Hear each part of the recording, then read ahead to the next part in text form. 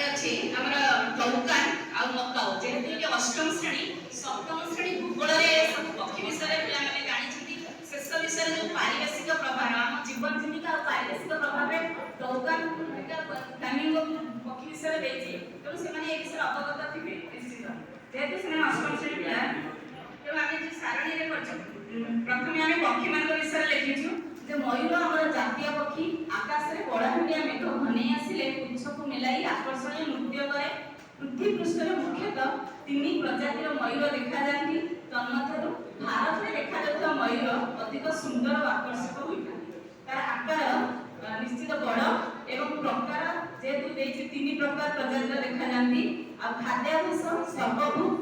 ଆଉ ଗୋଟେ ଆମେ ସାରଣୀରେ କରୁଛୁ କେଉଁଥିପାଇଁ ଆକର୍ଷଣୀୟ ତେଣୁ ତାର ଲେଖାଯାଇଛି ପୁଚ୍ଛ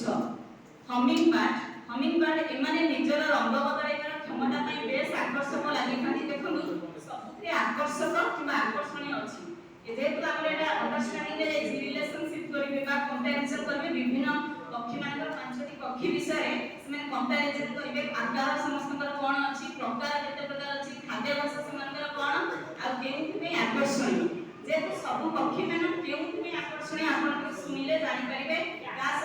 ଆଜ୍ଞା